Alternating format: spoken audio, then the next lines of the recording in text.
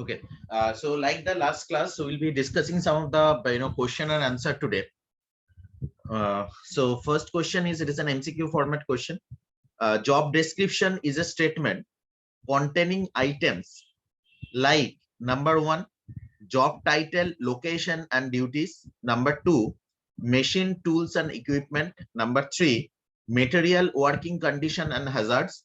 Number four, all of this.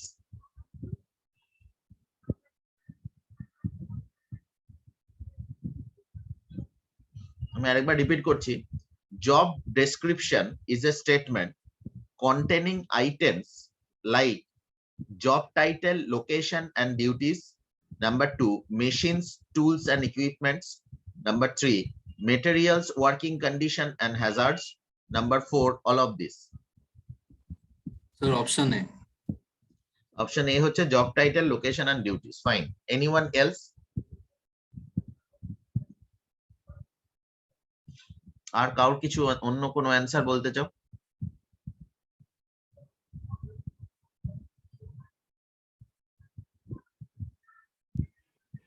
Sir, can you repeat the question?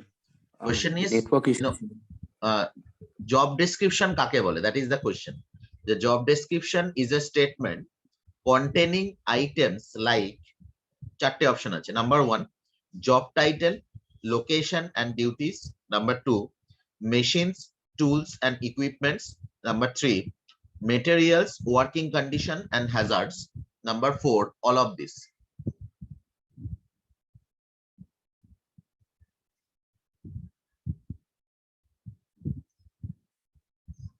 এটা job description স্টেটমেন্টে কি কি লেখা থাকে এটাই আর। So number 4. Number 4, all of this. Okay fine, তোমাদের মধ্যে একজন বললো নাম্বার এ, একজন হচ্ছে number 4. Fine. Actually, the number 4 is the correct answer because in a job description, all these things are written or should be written. That is job title, location, duties. Number 2 is machines, tools, and equipment. What are the tools or the machines this particular person would be working with, or they should be having the experience of handling this kind of tools. So that should be mentioned. Number 3 is the material, working condition, and the hazards. Like say for example, if it is a night shift, it will be written that it's a night shift job, so that is a particular hazard the employee may be having. So these things also be included. So that is the or it is a field work, so you need to be in the field, it is not an office job.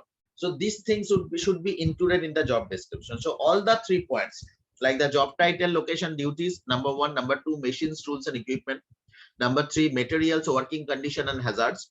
So all the things should be included in the job description process. So that is the answer. Number 2, job specification is a statement of, মানে আগেরটা যেরকম বলা হলো job description এ কি লেখা থাকে, now this question is job specification এ কি লেখা থাকে. Job specification is a statement of minimum human qualification necessary to do the job.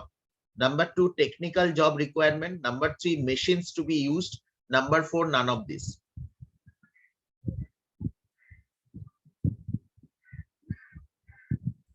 আরেকবার একটু রিপিট করবেন? যেরকম হচ্ছে মানে এখানে বলা হচ্ছে জব স্পেসিফিকেশনে কি কি থাকে, জব ডেসক্রিপশন তো আমরা ডিসকাস করলাম, জব স্পেসিফিকেশনে কি কি থাকে। Number 1, minimum human qualification necessary to do the job. Number 2, technical job requirement. Number 3, mention to be machines to be used. Number 4, none of this.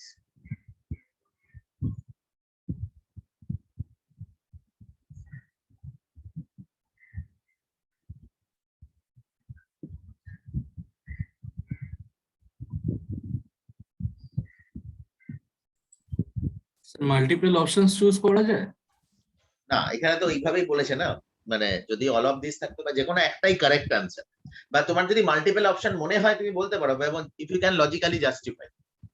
Sir আমার তিনটে অপশনই, মানে option A, option B, option C, এই না, তিনটে তাহলে এটা most probably এটা নয়, তার কারণ হচ্ছে তাহলে অল অফ দিস অপশন বলতে, এখানে তো নান অফ দিস বলেছে। ঠিক আছে, এবার লজিকটা বোঝো যে জব স্পেসিফিকেশন কাকে বলে, মানে বলো তো ডেফিনেশন অফ জব স্পেসিফিকেশনটা, তাহলে এটা হবে আর হোয়াট ডু ইউ মানে থিংক। স্যার বেসিক্যালি জবে কি কি আর কি করতে লাগবে, এন্ড কি কি টুলস আমরা ইউজ করতে হবে, কত মানে রিলেভেন্ট আর কি, কিরকম ভাবে আমরা কাজ করতে হবে আর কি জব স্পেসিফিকেশনে, আর নেচার অফ দ্য ওয়ার্ক কি আছে সেটা জানাবে এখানে। সেটা তো তাহলে আমার জব ডেসক্রিপশনের সাথে পার্থক্য কি হলো? জব ডেসক্রিপশনে তো আমরা সেটাই বলেছি যে তার টাইটেল কি হবে, লোকেশন কি হবে, কি কি ডিউটিস হবে। ডিউটিস মানেই তো তার রেসপন্সিবিলিটিস, মানে কি কি কাজ করতে হবে সেটা তো মেনশন করে দেওয়া হচ্ছে ওখানে। মেশিন কি কি ইউজ করতে হবে, টুল কি কি ইউজ করতে হবে, কি কি ইকুইপমেন্ট ইউজ করতে হবে, কি মেটেরিয়াল হ্যান্ডেল করতে হবে, কি ধরনের হ্যাজার্ড আছে, সবই তো মেনশন করে দিলাম জব ডেসক্রিপশন। তাহলে এই কথাগুলো তো আবার জব স্পেসিফিকেশনে হতে পারে না। Job specification is something else. মানে আমাকে যে কাজটা করতে হবে পার্টিকুলারলি সেটা কিছু না না, বেসিক্যালি বেসিক ডিফারেন্সটা হচ্ছে জব ডেসক্রিপশন মানে the roles, duties, responsibilities for that particular job. Like say for example, the faculty job. Now this faculty job, our job description is mainly taking classes, completing the syllabus, taking assignment, taking examination, paper evaluation. These are mainly the jobs, or participating in the workshop seminar, writing articles, conducting research. These are the broader perspective. এগুলো job description হতে পারে for a particular faculty. Now what is job specification? Job specification means the qualities, qualification, experience required to do that job. Like say for example, normally if you want to be a faculty, the minimum qualification that is required in India as of now, minimum master degree for a bachelor degree program or a master degree program. You must be having a master degree with a minimum 55% marks in a government structure I'm talking about. Okay. Nowadays, from the this kind of national new education policy, it has been mentioned that the probably a PhD undergoing candidate or a PhD completed candidate is required.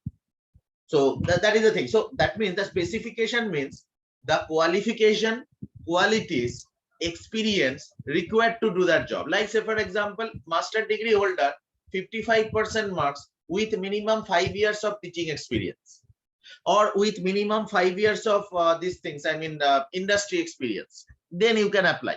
So that is that I mean what are the qualities, experience and skill sets that is required to do a job, that is called job specification. তাহলে এখানে এইটা কোন অপশনটা হবে? Number 1 কি বলেছে? Minimum human qualification necessary to do the job, technical job requirement, machines to be used, none of this.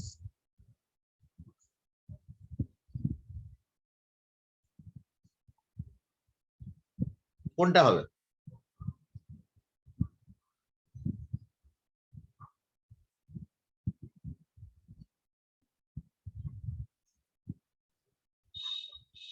Sir একবার একটু রিপিট করবেন?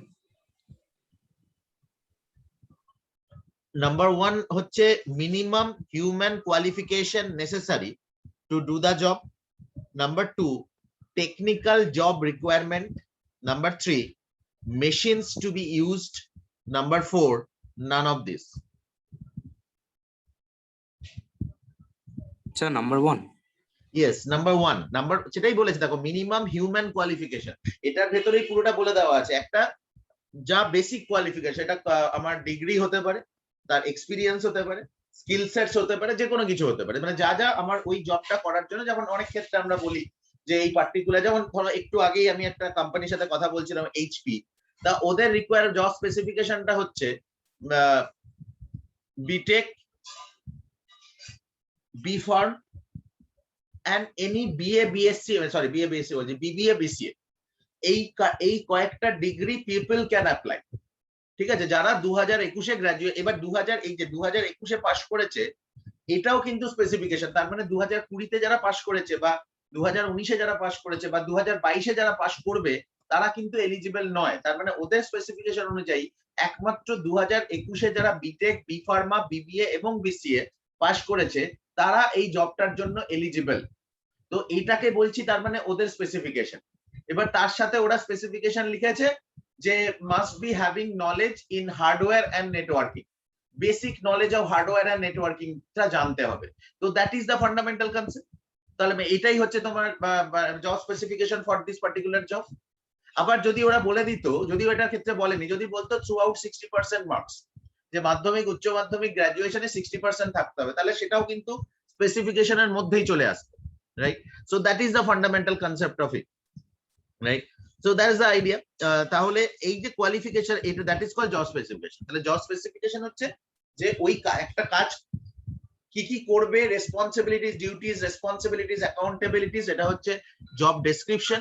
আর এই জবটা করার জন্য কি কোয়ালিফিকেশন, এক্সপিরিয়েন্স, স্কিল সেট লাগবে সেটা হচ্ছে specification.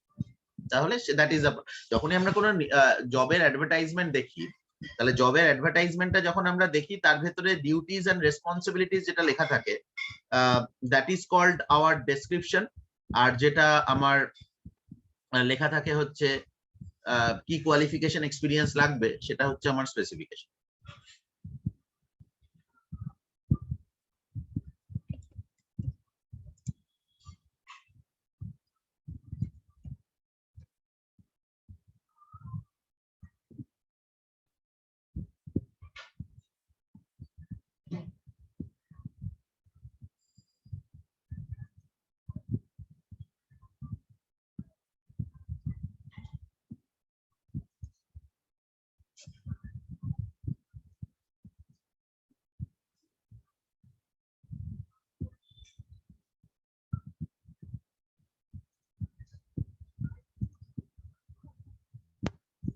If you can see this particular picture, right hand side, তাহলে জব ডেসক্রিপশনে আমাদের কি কি থাকছে?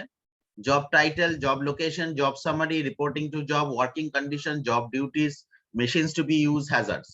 জব স্পেসিফিকেশন হচ্ছে qualification, experience, training, skills, responsibilities, emotional characteristics, sensory demands, etcetera. So that is the basic difference between the job description and job specification. মানে এটা জবের কি কি করতে হবে সেটা রেসপন্সিবিলিটি, সরি ডেসক্রিপশন, আর তার জন্য কি কোয়ালিটিস বা এক্সপিরিয়েন্স লাগবে, দ্যাট ইজ স্পেসিফিকেশন। ওকে,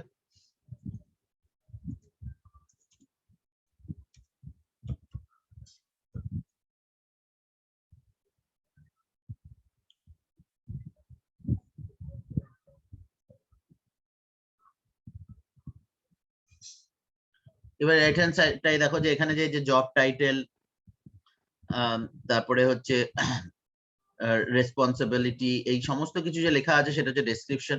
আর এই যে কোয়ালিফিকেশন বা এই যে duties, that is also part of the description. আর এই কোয়ালিফিকেশনের যে পার্টটুকু লিখে দেওয়া আছে, that is called the specification. So that is the basic difference between the job description and job specification. Any doubt anyone having the difference between description and specification? No, sir.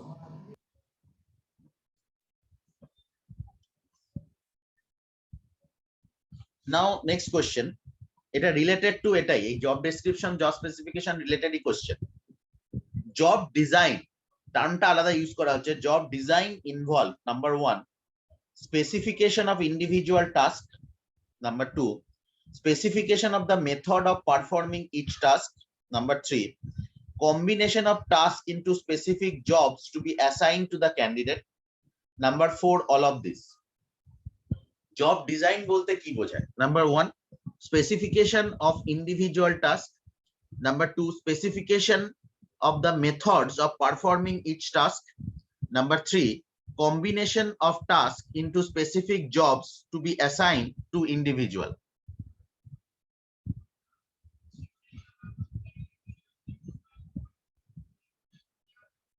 R last one হচ্ছে all of this.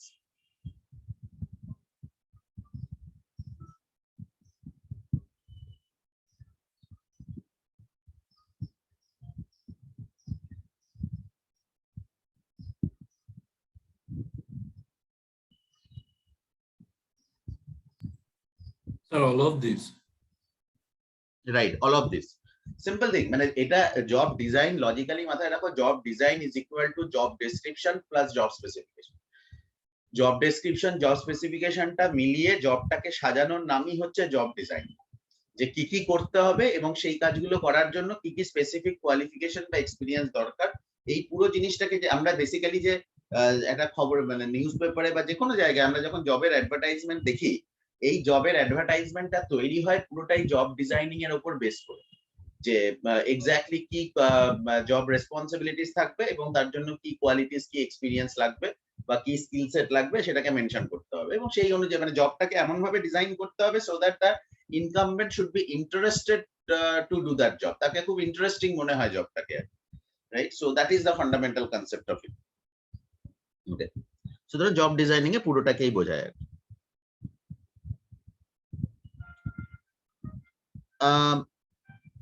এর পরের যে কোশ্চেনটা, এটা হচ্ছে concept of empowerment is a by product of what? Concept of empowerment is a byproduct of number 1 job rotation, job enlargement, job enrichment, and job analysis. Concept of empowerment is a byproduct. Now, first question is what is empowerment? Any idea? Empowerment বলতে আমরা কি বুঝি? আমরা যদি বলি employee empowerment, empowerment কথাটার অর্থ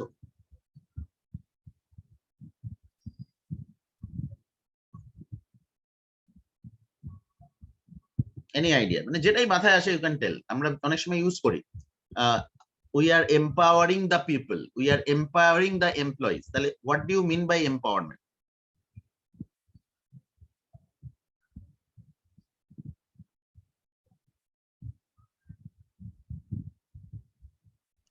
sir কাউকে কারেজ দেওয়া, মানে কোনো কাজ করার জন্য উৎসাহিত করা। না, সেটা তো motivation, we are motivating people. কিন্তু এম্পাওয়ারমেন্ট কথার অর্থ আমার যতদূর মনে হয় মানে কাউকে কোনো একটা পার্টিকুলার অ্যামাউন্ট অফ ফ্রিডম দেওয়া এন্ড তাকে কোনো একটা পার্টিকুলার অ্যামাউন্ট অফ পাওয়ার দেওয়া সেই কাজটা করার জন্য যা যা লাগে। Right, very good. বেসিক্যালি সেটাই, সেখানে যখন আমরা তাদেরকে একটা ফ্রিডম দিচ্ছি, রেসপন্সিবিলিটিস দিচ্ছি, পাওয়ার দিচ্ছি, তখন সেটাকে এম্পাওয়ার্ড বলা হচ্ছে। যে হ্যাঁ, you can take your own decision, you have to complete the job, you decide. আমি তোমাকে 5 জন লোক নিতে বলে দিলাম, তুমি 5 জন নিতে পারো ম্যাক্সিমাম। এবার কাকে নেবে, কি নেবে, কোথা থেকে নেবে, it's totally up to you. তোমাকে আমি এম্পাওয়ার করা থাকবে। স্যালারি হচ্ছে বাজেট, এটা বলে দিলাম আপ টু আমি 40,000 অব্দি দিতে পারি, 40,000। তার মানে আমার বাজেট হচ্ছে 40,000 ইন্টু 5, 2 লাখ টাকা মাসে আমি তোমাকে বাজেট দিতে পারি স্যালারির জন্য তোমার টিম মেম্বারদের। এবার তুমি কত টাকায় জয়েন করাবে, কাউকে 20,000 টাকায় জয়েন করালে আর কাউকে 50,000 টাকায় জয়েন করলে, সেটা তো তোমার ব্যাপার। মানে কাকে তুমি কিভাবে জয়েন করো, তুমি ভাবতে যে ঠিক আছে আমি দুজন 40,000-এর হবে না, মানে দুজন সিনিয়র নিচ্ছি, তাদেরকে 50,000 করে দিতে হবে। ফাইন, তাহলে 50-50 1 লাখ হয়ে গেল। তাহলে আমার কাছে আরো 1 লাখ পড়ে থাকছে, এই 1 লাখ টাকায় আমি আরো 3 জনকে নেব। ঠিক আছে, আমি তাহলে 40-40 দুজনকে নিলাম আর একজন 20 কে নিলাম, তাহলে একজন জুনিয়র এমপ্লয়ি। সেটা তোমার ব্যাপার, তুমি তাকে কত স্যালারি দিতে চাইছো, কজনকে নিতে চাইছো। বা তুমি যদি মনে করো যে না, আমি অ্যাকচুয়ালি আমার কাছে 2 লাখ টাকার বাজেট আছে, আমি 50,000 টাকা করে 4 জনকে নেব, আমি 5 জনকে নেব না, আমি একটু বেটার কোয়ালিটি ক্যান্ডিডেট নেব। তো এইটা তোমার উপর ডিসিশন আছে যে তুমি কি করবে। এইটাকে বলা হচ্ছে এম্পাওয়ারমেন্ট। ঠিক আছে, তাহলে এটা যদি এম্পাওয়ারমেন্ট হয়, তাহলে এক্ষেত্রে মানে empowerment is a by product. মানে কোনো একটা স্ট্র্যাটেজি যদি নেওয়া হয়, এম্পাওয়ারমেন্টটা অটোমেটিক্যালি এসে যায়। সেটা কোনটা, সেটাই হচ্ছে কোশ্চেনটা। Concept of empowerment is a by product of number 1 job rotation, number 2 job enlargement, number 3 job enrichment, and number 4 job analysis. এখানে একবার বলে রাখি, জব অ্যানালিসিস হচ্ছে basically combination of job description and job specification. ঠিক আছে, job analysis is equal to job description, job specification. তাহলে এবার বলো যে কোনটা।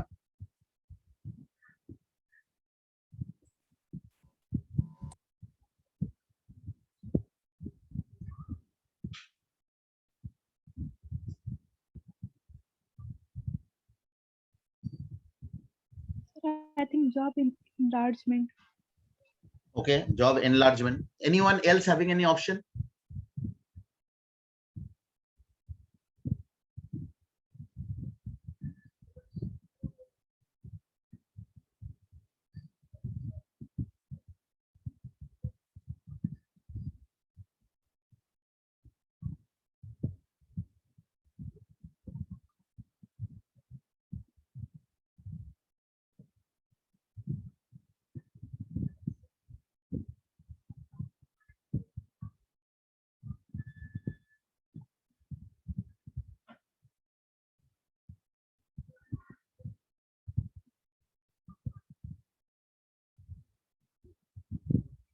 Anyone else? Job enlargement, ঠিক আছে, it's okay. Any other answer? Sir job analysis মনে হচ্ছে আমার, মানে এখানে। ওকে, ফাইন। এবার জাস্টিফিকেশনটা বলে যে তুমি এনলার্জমেন্ট বললে, কেন বলছো এটাকে, মানে এনলার্জমেন্টের থ্রু দিয়ে কিভাবে এম্পাওয়ারমেন্ট হয়? ফার্স্ট বলো what is enlargement, then you can give the answer. Enlargement কাকে বলে এবং এনলার্জমেন্টের থ্রু দিয়ে এম্পাওয়ারমেন্ট কিভাবে সম্ভব?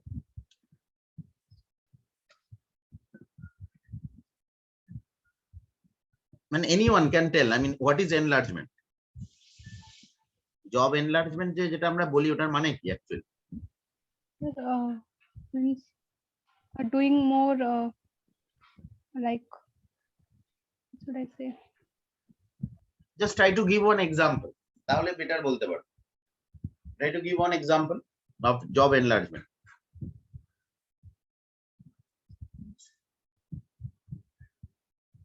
আমি তোমাদের যখন প্রথম job এনলার্জমেন্টটা পড়িয়েছিলাম, I have given one example that I am taking 37 class right now.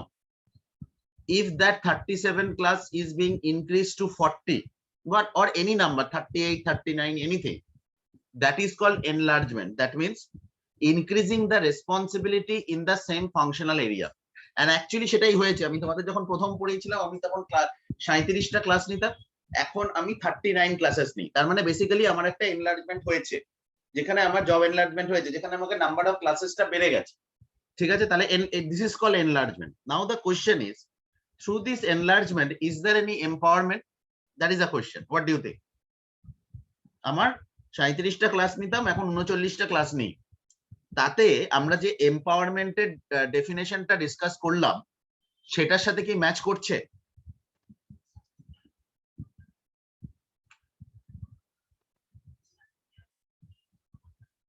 একজন ডাক্তার 25টা পেশেন্ট দেখতো, তাকে এই সপ্তাহ থেকে বলা হলো এবার আপনি 30টা পেশেন্ট দেখবেন, যেহেতু পেশেন্টের সংখ্যা বেড়ে গেছে। এই হসপিটালে আপনার চেম্বারে 30 জন পেশেন্ট, তাহলে এক্ষেত্রে ওনার যে কাজটা করতেন তারই ভলিউম বেড়ে গেল, মানে increasing responsibility in the same functional area. তাহলে ডেফিনেটলি তাহলে কি দাঁড়ালো জিনিসটা? তাহলে এটাকে এনলার্জমেন্ট বলবো। তাহলে এনলার্জমেন্টের মাধ্যমে কি এম্পাওয়ারমেন্ট হলো? মানে এটা কি আনসার হতে পারে? That is my question.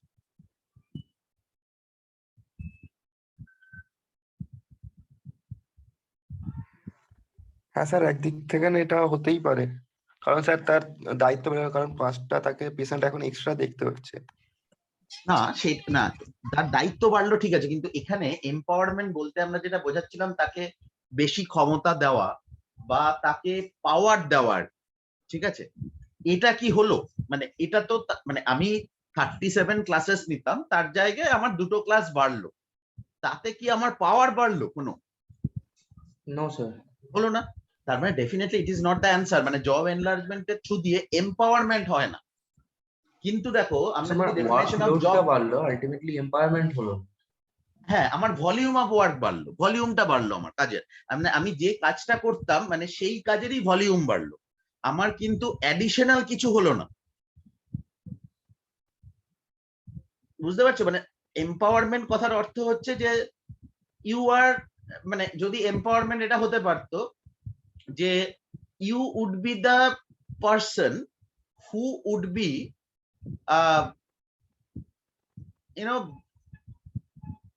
conducting the whole classes, I mean all the classes, you would be giving instruction to all the faculty members.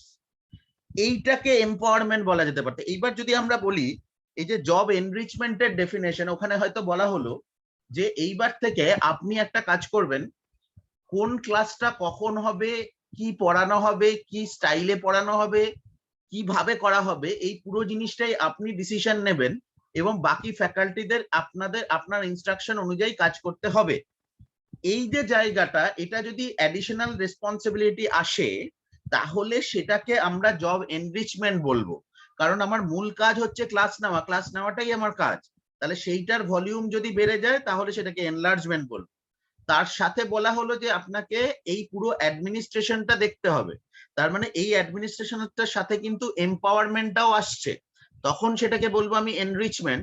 And of course এনরিচমেন্টের মাধ্যমে এম্পাওয়ারমেন্ট আসে, দ্যাট ইজ দ্য আইডিয়া। হসপিটালে ওই ডাক্তারবাবুর কথা যদি আমরা বলি, ওনাকে বলা হলো দেখুন আপনি তো এমবিবিএস করেছেন, তো তারপরে আবার হসপিটাল অ্যাডমিনিস্ট্রেশন করেছেন বা এমবিএ পড়েছেন, তো সেই কারণে আপনাকে আরেকটা দায়িত্ব দেওয়া হলো, আপনি ইনভেন্টরি কন্ট্রোল ডিপার্টমেন্টের ইনচার্জ থাকবেন। তার মানে দেখো এটা সম্পূর্ণ আলাদা জব দেওয়া হলো এবং তাকে এম্পাওয়ার করা হলো, you are the in charge of the inventory control department, কোন প্রোডাক্ট হসপিটালের জন্য কেনা হবে, কার কাছ থেকে কেনা হবে, everything would be the responsibility of you. So that means that is enrichment, and through enrichment we are giving you empowerment.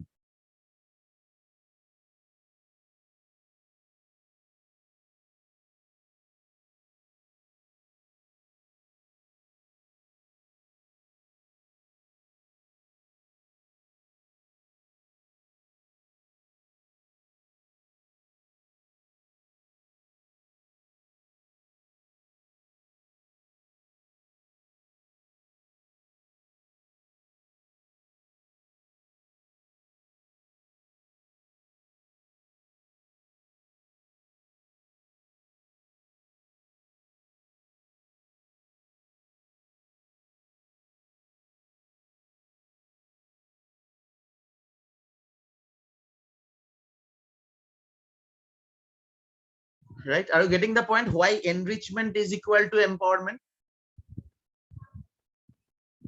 Yes, sir. Right? Not enlargement. Enlargement এর জায়গায় enlargement এ definitely responsibility বাড়ছে, কিন্তু সেম ফাংশনালিটি। ধরো একটা financial accountant, ঠিক আছে, সে তার কাজ হচ্ছে ইনভয়েস প্রসেস করা। এবার সে 50টা ইনভয়েস চেক করতো রেগুলার, এবার তাকে বলা হলো আপনি 70টা ইনভয়েস চেক করুন। তাহলে এক্ষেত্রে তার কিন্তু এম্পাওয়ারমেন্ট হলো না, তার ভলিউম অফ ওয়ার্ক বাড়লো, এবং সেটা তখন তাকে মোটিভেট করবে যদি সে ওই কাজটা খুব পছন্দ করে, যে হ্যাঁ তার ইনভয়েস ভেরিফাই করতে খুব পছন্দ, বা ওই ডাক্তারের ক্ষেত্রে তার পেশেন্ট দেখতে খুব ভালো লাগে, পেশেন্টের সাথে ইন্টারঅ্যাক্ট করতে, বা ওই টিচারের ক্ষেত্রে যার ক্লাস নিতে খুব ভালো লাগে। তার ফলে তাকে যদি জব এনলার্জমেন্ট করা হয়, ডেফিনেটলি সে মোটিভেটেড হবে, বিকজ ওই কাজটা করতে সে পছন্দ করে। So that is the idea. But যদি এম্পাওয়ারমেন্টের কথা বলি, তাহলে ডেফিনেটলি এনরিচমেন্টের থ্রু দিয়ে এম্পাওয়ারমেন্ট হয়।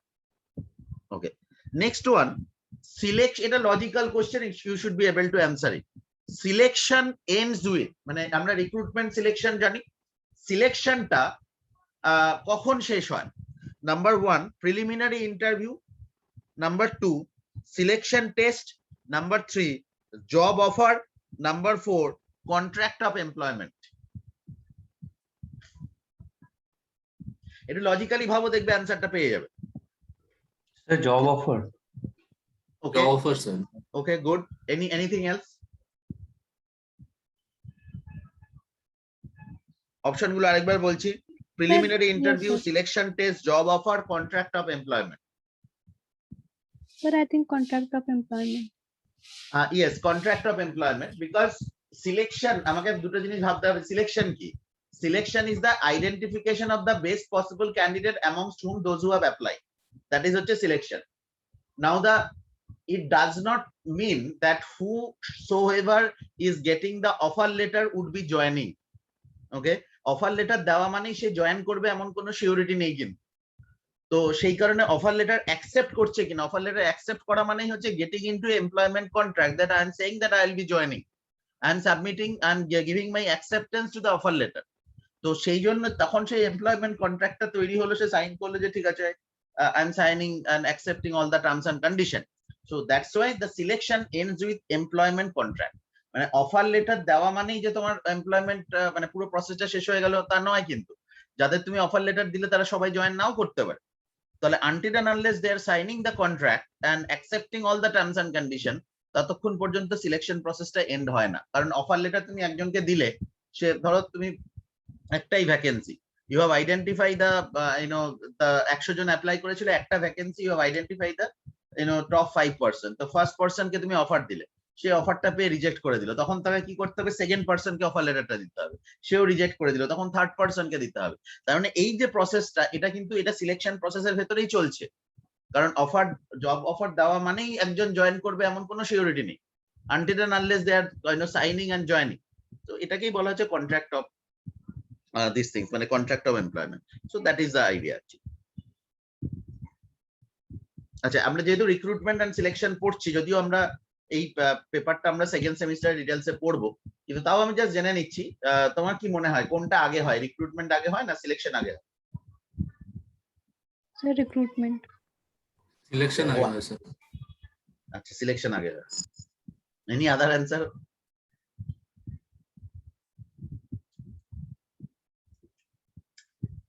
আচ্ছা, সিলেকশন যদি আগে হয়, Recruitment. যদি রিক্রুটমেন্ট মানে হোয়াট ইজ দ্য ডেফিনেশন, আমি তো সিলেকশনের ডেফিনেশন বলে দিলাম, তাহলে রিক্রুটমেন্টের ডেফিনেশন কি হবে?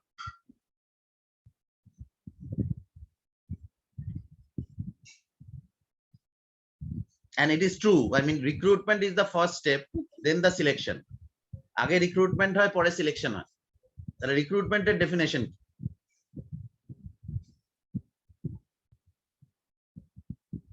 Recruitment, I think, including the whole process of selection, like getting an application and procedures, all the procedures which are Okay, conducted. okay. Basically, recruitment is the first step, and recruitment is the process of attracting the right kind of candidate. That is called recruitment. And selection is the process of identification of the best possible candidate amongst whom those who have applied. যারা apply করেছে তাদের মধ্যে থেকে best possible লোকটাকে বেছে নেওয়া হচ্ছে selection. আর এই যে বেস্ট লোকগুলোকে অ্যাট্রাক্ট করা এবং তাদেরকে ইন্টারভিউ প্রসেসের মধ্যে নিয়ে আসা, এটাকেই বলা হচ্ছে recruitment. Because if you are not able to attract the good candidate, I mean good quality eligible candidates, it will be very difficult for you to select. কারণ যদি লোকজন কম অ্যাপ্লাই করে, খুব ভালো ক্যান্ডিডেটটা অ্যাপ্লাই না করে, তাহলে you will not be able to select the best candidate. So recruitment হচ্ছে এই যে আমরা যে নিউজ পেপারে অ্যাডভার্টাইজমেন্ট দেখি, এইটাকে আমরা কি বলবো, রিক্রুটমেন্ট না সিলেকশন? আমরা নিউজ পেপারে বা এই naukri.com, timesjob.com এ যত জবের বা লিঙ্কডইন, এই যে যত জবের অ্যাডভার্টাইজমেন্ট দেখি, সেটাকে is a part of what, recruitment or selection? What do you think? It's a part of It's a part recruitment, of sir. recruitment. Right, very good. A part of recruitment, because through those advertisement we are trying to attract the attract the most eligible candidate. Eligible ক্যান্ডিডেটদেরকে আমরা attract করার চেষ্টা করছি। এটা যেমন advertisement, ধরো এই যে একটু আগে যেটা বললাম, এইচপি আমাদের মেল পাঠালো একটু আগে যে আমাদের ওই রিকোয়ারমেন্টটা রয়েছে যে বিটেক বা বিবিএ বিসিএ অথবা বি ফার্মা ক্যান্ডিডেট থাকলে আমাদের পাঠান। তাহলে ওরা একটা নোটিশ লিখে পাঠালো যে এটা হচ্ছে এইচপি কোম্পানি, এটা হচ্ছে স্যালারি, এটা হচ্ছে জব প্রোফাইল, এটা হচ্ছে এলিজিবিলিটি, এগুলো পাঠালো। এটা basically A tool of attracting the candidate. Now what we have done, I have done, এটাকে কপি করে, পুরো মেটেরিয়ালটা কপি করে আমাদের যে মানে প্লেসমেন্টের যে স্টুডেন্টদের গ্রুপ আছে সেখানে আমি দিয়ে দিলাম। এবার আমি বললাম একটা ফর্ম দিয়ে দিলাম, যারা যারা ইন্টারেস্টেড ওরা তুমি ফিল আপ করে দাও। ঠিক আছে, তারপরে এই যে প্রসেসটা শুরু হয়ে গেল এবার, কিন্তু মানে এইবার যারা যারা অ্যাট্রাক্টেড হলো ওই অ্যাডভার্টাইজমেন্টটা দেখে, তারা করলো। একটু আগে এক্ষুনি জাস্ট একটা কোম্পানি থেকে আমাকে মেল পাঠালো, ওটার নাম হচ্ছে অ্যাক্সিস সিকিউরিটিজ, দেখবে অ্যাক্সিস ব্যাংকেরই একটা পার্ট অ্যাক্সিস সিকিউরিটিজ। তো ওরা আমাকে একটা মেল পাঠালো, ওরা একটা অন্যরকম প্রসেস করেছে। এবার ওরা বলছে আমরা ওয়েব নিয়ার করবো আগে, ওরা রিক্রুটমেন্টের ডিটেলস পাঠিয়ে দিয়েছে, ক্লাস্টার ম্যানেজার নিচ্ছে, ফ্রেশ এমবিএ গ্রাজুয়েট যারা 2022 সালে পাস করবে তাদের জন্য ওরা নেবে, তাদেরকে নেবে। এবার ওরা কি করছে, ওরা ডাইরেক্ট ইন্টারভিউ আগে নিচ্ছে না, ওরা বলছে আমরা একটা ওয়েবিনার করব যেখানে interested candidate would be there and will be explaining the job profile, মানে জব ডেসক্রিপশন, জব স্পেসিফিকেশন সব ক্লিয়ার করে দেব। তারপর আমরা বলবো যারা ইন্টারেস্টেড তারা সিভি জমা করো। কারণ যদি আমরা ব্লান্টলি বলে দিই, দুটো জিনিস হতে পারে, একটা হচ্ছে যারা এলিজিবল নয় এবং probably not suitable for the job তারা অ্যাপ্লাই করে দিল, অথবা যারা খুব ভালো প্রোফাইল হতে পারতো তারা ভাবলো না এই সমস্ত এই অ্যাক্সিস ব্যাংক, অ্যাক্সিস সিকিউরিটিজ এসব কাজ করবো না। ঠিক আছে, তো এইটা দুটো ওভারকাম করার জন্য, একটা হচ্ছে যারা মোস্ট এলিজিবল তারা যেন সবাই অ্যাপ্লাই করে, তার জন্য ওরা এই সেশনটা অর্গানাইজ করছে as a pre placement talk, so that the students would be aware about the job profile, about the salary, সবকিছু সম্বন্ধে একটা ক্লিয়ার আইডিয়া যাতে তৈরি হয়, যাতে the most eligible and interested candidates can apply। তাহলে আমাদের সিলেকশন প্রসেসটা অনেক স্মুথ হবে। কারণ অনেকে এরকম অ্যাপ্লাই করে ফেলতে পারে তারা এলিজিবলই নয়, বা তারা হয়তো জব প্রোফাইলটা তাদের জন্য একদম সুটই করছে না, তারা ইন্টারভিউতে গিয়ে বললো না না এরকম জব তো আমি করতে চাইছি না। তার মানে it is a wastage of the candidate, time wastage of the candidate is a time wastage of this particular person as well, right, I mean the interviewer. তাহলে এইটাকে ওভারকাম করার জন্য ওরা রিক্রুটমেন্টের মধ্যে এই মেথডটা নিয়ে এসছে, conducting a pre placement talk online. এটা সবাই মানে অনেক বড় কোম্পানি, ধরো অ্যামাজন যখন ক্যাম্পাসিং এ আসে, অ্যামাজনের পুরো প্রসেসটাই অনলাইন হয়ে গেছে। এখন অ্যামাজন আর ক্যাম্পাসে আসে না in most of the cases, ওরা পুরোটাই অনলাইন। কিন্তু ওরা যখন ক্যাম্পাসে আসতো, ওরা কি করতো, ওরা আগে আমাদের কাছে একটা ডেট নিত, ডেট নিয়ে ওরা একটা আগে প্রি প্লেসমেন্ট টক করতো, গিয়ে এরা এক্সপ্লেন করতো অ্যামাজনের এই জবটা কি, কত টাকা স্যালারি, কি কি ফেসিলিটিস কি আছে, সমস্ত কিছু বলতো। বিয়ে বলতো এবার আমি তোমাদের একটা অনলাইন রেজিস্ট্রেশন ফর্ম দিচ্ছি তোমাদের হোয়াটসঅ্যাপে, যারা যারা ইন্টারেস্টেড তারা ফিল আপ করো। ব্লান্টলি না হলে কি হতো, অনেকেই অ্যামাজন নাম শুনে সবাই অ্যাপ্লাই করে দিত, যে অ্যামাজন বিরাট বড় কোম্পানি, তাহলে অ্যামাজনে অ্যাপ্লাই করে দিই। তারপরে যখন যাচ্ছে তখন কিন্তু দে আর নট মেন্টাল, যখন জবটা বলা হচ্ছে তখন হয়তো অনেকেই ব্যাক আউট করে যাচ্ছে, তার মানে that is a wastage of the time. সেই কারণে ওরা প্রিপ্লেসমেন্ট টকটা করতো। এবার এই প্রথম দেখলাম অ্যাক্সিস আগে করেনি কোনোদিন, এই অ্যাক্সিস এই প্রথমবার ওরা এই জিনিসটা অর্গানাইজ করলো, প্রিপ্লেসমেন্ট টক। কারণ না হলে ওটা সিলেকশন প্রসেসে সেটা এফেক্ট করে যায়, কারণ ওটা ওয়েস্টেজ অফ টাইম হয়, ভালো ক্যান্ডিডেট আসে না, এটা একটা কারণ হয়। তো that is the fundamental idea.